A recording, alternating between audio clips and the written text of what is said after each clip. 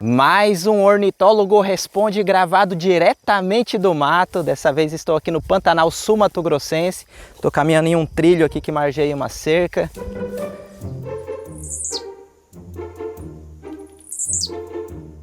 Então vamos para as perguntas e eu já começo aqui com a pergunta do Arthur. William, tenho 12 anos, moro na Paraíba e queria saber qual a ave com o canto mais longo do Brasil? Olha, não existe uma lista, né, um ranking com as aves com os cantos mais longos do país, mas eu posso te dizer que provavelmente são os tapaculos. O quê?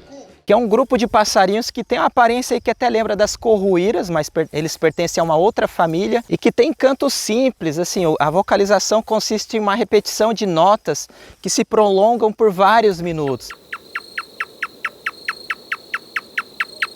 Os tapaculos, quando eles começam a cantar, olha, é 5, 6, 7 minutos contínuos vocalizando.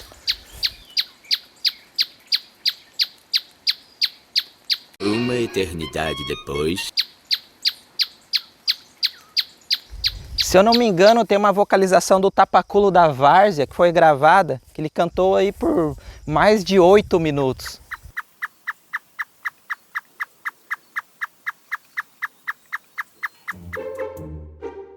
Emanuel. William, existem corujas que predam morcegos? E outra dúvida, ornitólogo estuda morcegos? Ó, Emanuel, vi que você tem 5 anos. Não, ornitólogo estuda o grupo das aves. Só outra pergunta é muito interessante. Existem sim espécies de corujas que consomem, que se alimentam de morcegos com certa frequência. Uma dessas espécies é a coruja preta, que é encontrada em grande parte do Brasil. Uma coruja muito bonita que se alimenta de insetos, outros invertebrados e também de morcegos, que são capturados inclusive em voo. Ela fica ali pousadinha, de olho nos morcegos e quando vê uma oportunidade tenta interceptá-los em voo. Essa é a coruja mais morceóloga, digamos assim, sabe? Que se alimenta com mais frequência de morcegos, até onde a gente conhece. Tem também as do gênero Ásio, as estígio, as exclamatro, como é o caso da coruja orelhuda, bulbo. Suindara também se alimenta muito de morcegos, além de roedores.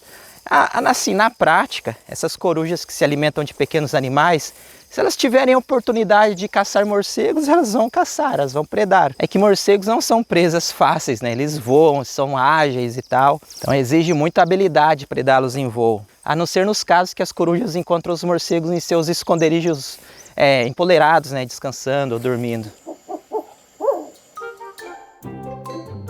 Jonathan. William, você tem... Primeiro ele me agradece, me dá os parabéns pelo canal. Muito obrigado, Jonathan. Ele diz aqui, você tem projeto futuro para conhecer as aves da região amazônica? Já vi você comentar que o seu sonho é encontrar o uirapuru da Amazônia. É isso mesmo, eu ainda não vi o uirapuru verdadeiro, né?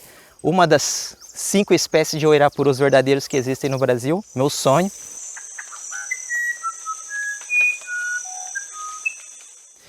E sim, está nos planos fazer gravações do Planeta Aves em solo amazônico, seria fantástico. Por enquanto está na fase de planejamento. Se acontecer, vocês vão descobrir aqui. João Paulo, já me perguntei uma vez, mas você não me respondeu.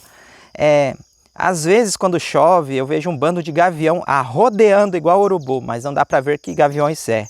Eles são pretos e marrons, quais seriam? Pô, João Paulo, gavião preto e marrom, você está falando ainda mais da metade das espécies que ocorrem no Brasil. É difícil dizer, são muitas as possibilidades. Vou dar um chute aqui. Como você viu vários voando assim, em círculos, me lembra muito o comportamento do gavião caramujeiro, o Rostramos sociabilis, porque é comum deles se aglomerarem assim, em bandos de dezenas ou até mesmo centenas de indivíduos em alguns momentos. Geralmente quando eles vão mudar a área de forrageio, né, a área de alimentação. Aí o bando todo que está no local sobe, pega uma térmica e você vê aquele bando enorme em círculos e depois eles se deslocam rapidamente para uma outra área. Então se você vê isso próximo a banhados aí na sua cidade, áreas alagadas, né, grandes lagos, é possível que seja o gavião caramujeiro. Ó, e um recado rápido, hein? Tá gostando desse vídeo? Você já sabe, ó, senta o dedo no like aí que não te custa nada e me ajuda muito no engajamento desse vídeo. Me ajuda muito a divulgar um pouco as aves do nosso país. E aí, já clicou no like? Clica aí, por favor, viu? Vamos aqui à próxima pergunta. Emilan, William, a minha avó conta que tem um pássaro que chamam de chuva Deus Deus e que costuma anunciar quando vai chover em até 3 dias aí chove. Como essas aves adivinham quando vai chover tão antes? Manda um abraço aí para minha avó, a dona Badá, de Araripina, Pernambuco. Oh, que legal. Então, talvez seja o acauã, né? Ele tem alguns nomes populares de chuva Deus Deus, Deus quer um. E tem muitas histórias dele em relação às chuvas. Mas o acauã não tem poderes sobrenaturais, não. O que acontece muito é que essas aves são vocalmente mais ativas no período da chegada das chuvas, porque é o período reprodutivo, estão demarcando o território do ninho, fazendo interações com a parceira ou parceiro. Então, as aves vocalizam mais no período de chuvas.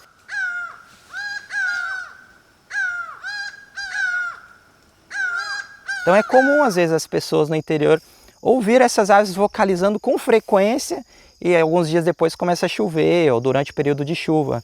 Aí acaba fazendo essa associação. Mas em outras épocas do ano essa ave também vocaliza. Aqui no Pantanal, por exemplo, sim, o ano todo você pode ouvir o acauã vocalizando. É claro que agora, no período reprodutivo, dá para ouvir eles cantando em dueto, eles estão bem mais vocalmente ativos. É bem legal de ver.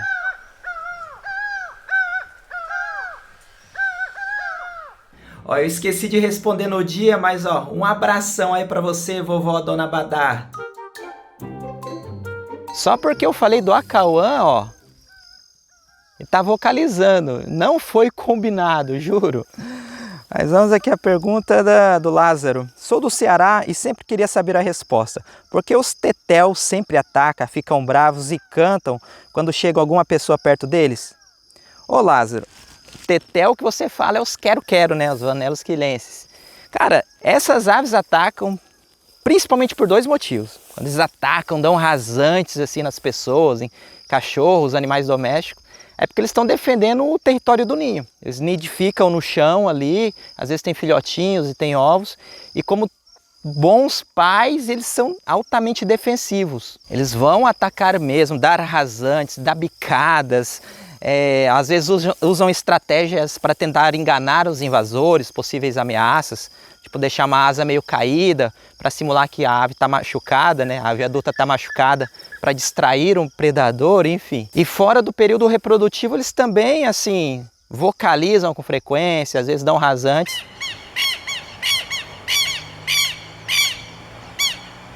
No intuito de defender o território, defender aquela área aberta, aquele gramado, aquele campo, porque eles são altamente territoriais, que defendem o território contra possíveis invasores, são aves que são mais vulneráveis, se a gente for parar para pensar, né?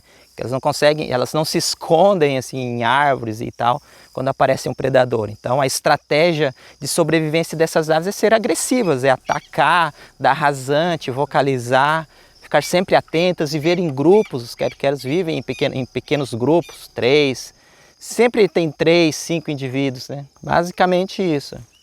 Quer fazer uma pergunta para o ornitólogo responde? Pode fazer. Carlos Barreto. Olá, Bill. Todas as aves dormem da mesma maneira, ou seja, com a cabeça colocada embaixo de uma das asas e uma das pernas retraída, como vi nos papagaios? Não, Carlos, existem vários modos de dormir aí entre as diferentes espécies de aves. Muitas dormem da maneira que você descreveu, tem outras que dormem simplesmente se encolhendo, né, com a cabeça para frente mesmo. Tem aquelas que dormem agachadas, outras dormem... Muitas, a grande maioria das aves, os passeriformes, dormem empoleirados. Alguns com a cabeça escondida em uma das asas, outros não. Então vai depender da espécie. Ó, gente, um recado rápido aqui. Agora, no terceiro final de semana de maio, vai acontecer em São Paulo, capital, o Avistar Brasil. Simplesmente o maior encontro de observadores de aves aqui da América Latina. O evento será no Jardim Botânico, 3 dias de duração. É um evento aberto a todo o público. Tem palestras, passarinhadas, feira, venda de produtos, atividades para crianças, enfim, é um parque de diversões para quem gosta de aves e natureza. Estou avisando aqui porque nas edições anteriores o pessoal sempre fala que eu não aviso e tal. Mas ó, se se interessou, vou deixar o link aqui, ó. digita aí esse link, avistarbrasil.com.br, você vai ter mais informações sobre como que funciona, programação, os horários, etc. Beleza?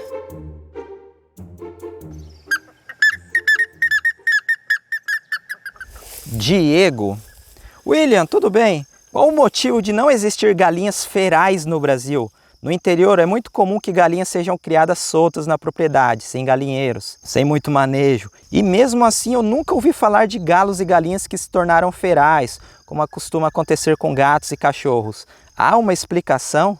Bom, para quem não sabe, né, animais ferais são animais que são exóticos, ou geralmente domésticos, que foram soltos ou escaparam em uma região e se tornaram acelvajados, digamos assim. Como é o caso de cavalos ou búfalos que vivem de forma selvagem no norte do Brasil. Animais que não pertencem à nossa fauna, mas estão acelvajados no ambiente. Respondendo à pergunta em relação às galinhas, eu nunca parei para pensar nisso, confesso. Mas respondendo a sua pergunta, eu acredito que é difícil para galinhas se tornarem ferais aqui no Brasil, porque são animais que ficam muito vulneráveis à predação. Esses animais, quando estão na forma doméstica, eles não conseguem voar ou fazem voos curtos com muita dificuldade, porque tem sobrepeso, musculatura, proporções assim bem diferentes se a gente for comparar com o animal na forma selvagem. Então eles não conseguem voar muito bem, são sempre rechonchudos. Tem muito lobinho, felinos, muitos predadores, carcarás, aves de rapina de forma geral, que predam essas aves com muita facilidade, muito antes delas conseguirem se reproduzir na natureza. Duane, o que significa o termo sica e una no nome das aves? Meu nome é Riquelme e tenho 12 anos. Ó, una, eu sei que é um termo tupi, que significa escuro, preto, por isso sabiá-una, quer dizer sabiá preto, anambé-una, enfim, significa preto ou escuro. Agora, sica, você deve ter perguntado isso por causa do sabiá-sica, né? Com C, sica. Eu não sei, confesso que eu não sei o que significa. Sei que também é uma palavra de origem tupi. Se eu não me engano, sica pode significar o gosto meio ruim de algumas frutas da floresta, mas não entendo o porquê o do sabiá-sica ter sica no nome. Será que as pessoas consumiam ele? Ou por causa da vocalização dele que é meio estridente, assim? Eu confesso que eu não sei. Mas ó, se alguém souber, por favor, já me conta aqui nos comentários que eu estou curioso para saber também. E espero que você tenha aprendido um pouco mais nesse Ornitólogo Responde. Se você quer fazer alguma pergunta para o próximo vídeo desse quadro, coloca sua pergunta aqui nos comentários usando a hashtag Ornitólogo Responde. Beleza? Então é isso, gente. Agradeço aqui a audiência de sempre e até o próximo vídeo.